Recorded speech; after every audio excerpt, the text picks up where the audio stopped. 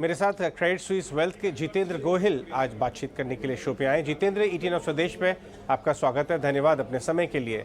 जितेंद्र, सबसे पहले मैं आपसे समझना चाहूँगा कि आपका बाजार पे इस समय व्यू क्या बन रहा है, हाइपोथेसिस क्या है? बड़ी सारी चिंताएं बाजार को घेरे हैं, कितनी जस्टिफाइड है और कौन सबसे बड़ी चिंता कौन सी है?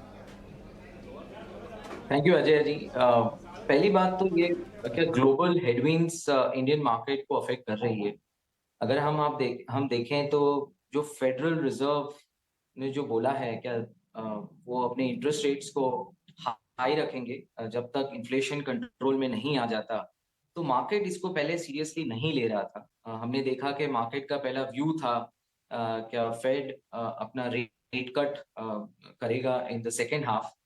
बट ऐसा व्यू अभी चेंज हो रहा है बिकॉज अभी हमने देखा कि इन्फ्लेशन डेटा जो यूएस में आया है, अनएम्प्लॉयमेंट नंबर्स आए हैं, वो काफी स्ट्रॉन्ग है। सो एक व्यू ऐसा था क्या फेड अपना रेट कट जारी करेगा सेकेंड हाफ ये साल से, वो नहीं हो रहा है।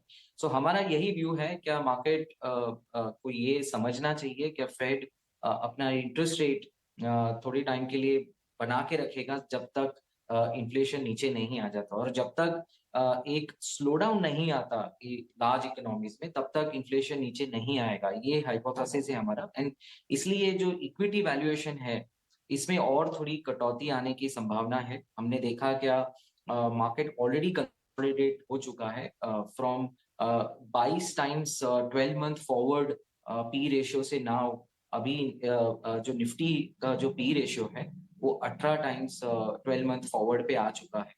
बट अभी और भी थोड़ी करेक्शन की गुंजाइश है। हावेवर हमें ऐसा लगता है कि इंडिया का जो मीडियम टर्म आउटलुक है वो बहुत ही बढ़िया है। सो ये जो कंसोलिडेशन जो मार्केट में होगा एक अच्छी बाइंग अपॉर्चुनिटी इन्वेस्टर्स को देगा। सो इसमें हमें थोड़ा पेशेंस की जरूरत है।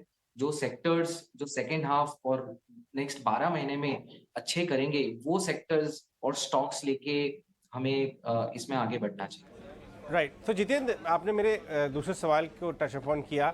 मैं यही समझना चाहूँगा कि कौन से ऐसे हिस्से हैं बाजार के जहाँ पे अर्निंग्स ग्रोथ बहुत मजबूत रहने वाली है। 2 से 3 साल अगर मैं व्यू लूँ तो 15, 20, 22, 25% तक की अर्निंग्स ग्रोथ मुमकिन है, जहाँ अगर गिरावट आए तो हमें पोजीशन बढ़ानी चाहिए। सो अजय जी, इसमें दो चीजें होती हैं। अर्निंग्स ग्रोथ एक पहलू होता है और दूसरा वैल्यूएशन एक पहलू होता है। अभी फॉर एग्जांपल अगर हम इंडस्ट्रियल सेक्टर लें तो उसमें अर्निंग्स काफी रेजिलिएंट है लेकिन वैल्यूएशन बहुत आगे बढ़ चुके हैं। सो अगर हमें आपको 2 से 3 साल का पर्सपेक्टिव लेना है तो ऐसे सेक्टर लेने चाहिए जहां पे अर्निंग्स अभी के लिए डिप्रेस्ड है लेकिन आगे जाके बढ़ेगी। इसके लिए वैल्यूएशन है वो भी आगे जाके बढ़ेंगे। सो फॉर एग्जाम्पल अगर हम आप देखें तो जो कंज्यूमर ड्यूरेबल सेक्टर है जिसमें काफी बढ़ोतरी देखने को मिली थी पिछले सालों में, बट अभी रिसेंटली लास्ट 1 डेढ़ साल से वो सेक्टर काफी अंडर प्रेशर है because of inflation. Cost pressures बढ़े हैं, रूरल डिमांड पिकअप नहीं हो रही है। सो वैल्यूएशन है वो अपने एवरेज से 1 स्टैंडर्ड डिविएशन बिलो ट्रेड करना चाह रहे हैं।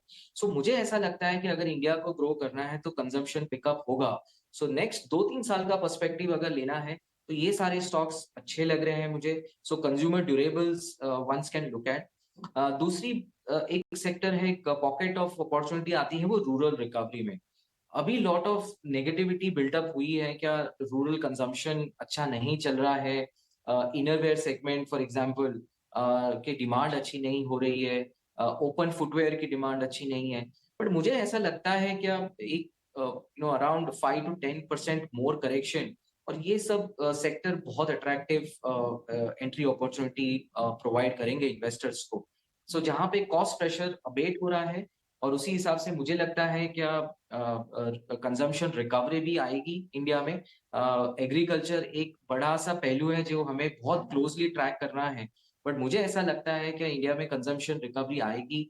जिस तरह से इंफ्रास्ट्रक्चर ग्रोथ हो रहा है उस हिसाब से जॉब ग्रोथ भी बढ़ेगी विथ अ लैग। तो मुझे लगता है कि एक कंजम्पशन स्टोरी है जो एकदम बीटन डाउन हो चुकी है और मुझे लगता है कि 5 से 10% करेक्शन के बाद एक इन्वेस्टमेंट अपॉर्चुनिटी अच्छी बनती है from a 2 to 3 year perspective. Jitendra, आपका मिड कैप और small cap side of the market पे क्या व्यू है? क्योंकि लार्ज कैप्स तो म्यूचुअल फंड्स द्वारा होल्ड किए जाते हैं रिटेल रिटेल तो ज़्यादातर mid cap small cap directly लेता है, और यहाँ पे अगर हम की इंडिसेस के बियॉन्ड देखें तो काफ़ी ज़बरदस्त करेक्शन ऑलरेडी हो चुका है। क्या ये नेक्स्ट 6 से 8 महीने एरियाज़ हैं जहाँ पे अक्यूमुलेट करना चाहिए, अगर हम 2 से 3 साल का व्यू लेके बैठ काम कर रहे हैं तो?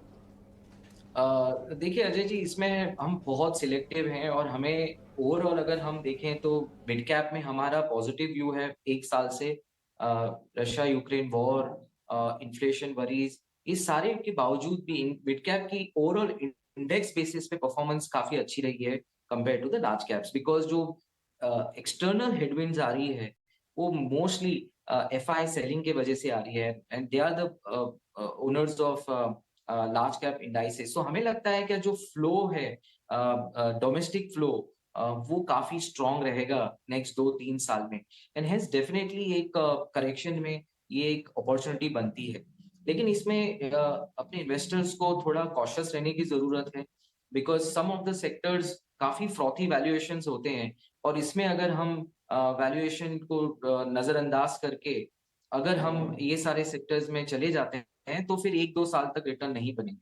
इसलिए हमें लगता है कि ये जो पॉकेट्स ऑफ अपॉर्चुनिटी, जो स्ट्रक्चरल थीम है, इनमें ही फोकस करना चाहिए। फॉर एग्जांपल, हमें लगता है कि नेक्स्ट 1-2 साल पर्सपेक्टिव से जो Indian domestic focus agrochemical companies है, उसमें अभी इन्वेस्टमेंट की एक अपॉर्चुनिटी बन रही है। स्टॉक्स थोड़े करेक्ट भी हो चुके हैं, और मुझे लगता है ये स्ट्रक्चरल स्टोरी है, और हमने अपने पोर्टफोलियोज में ये निवेश करने की एक सलाह दी है। दूसरा, मुझे लगता है कि बैंकिंग सेक्टर मोस्टली ये डोमिनेट हुए हैं लार्ज कैप सेक्टर से, लेकिन सम ऑफ द पीएसयू बैंक्स, ये जो अभी जो बड़े ग्रुप का जो इश्यू हुआ है, इसके वजह से एक या दो जो अच्छी क्वालिटी मिड कैप बैंक्स है, ये करेक्ट हो चुकी है। और मुझे लगता है क्या, अगर हमारा 2 से 3 साल का व्यू है, सो ओवरऑल बैंकिंग सेक्टर अच्छा करेगा और ये स्टॉक्स भी अच्छे करेंगे। तीसरी बात, अगर हम व्यू ले रहे हैं क्या 24 और 25 में अगर फेड अपना रेट कट करने वाले हैं, तो फिर mid caps definitely will bounce back very rapidly. Hence मुझे लगता है कि 1 से 3 महीने 4 महीने तक मिड कैप में थोड़ी कटौती आएगी, लेकिन इसमें ये अच्छी कंपनीज को लेना एक अपॉर्चुनिटी मिल सकती है in the next 3 to 4 months। Jitendra, आप देश भर के बड़े बड़े दिग्गज इन्वेस्टर्स, एचएनआई इन्वेस्टर्स से बातचीत करते रहते हैं अक्रॉस द कंट्री। वो भी जब आप उनसे आजकल बात कर रहे हैं तो कैसा माहौल है? क्या वो हिचक रहे हैं पैसा, नया पैसा डालने में? क्या वो ओपन है इस डिप को बाय करने में? क्योंकि पिछली बार हमने देखा जब एफआईएस की बड़ी सेलिंग थी तो रिटेल इन्वेस्टर्स, एचएनआई इन्वेस्टर्स ने कुशन दिया फ्लोज से।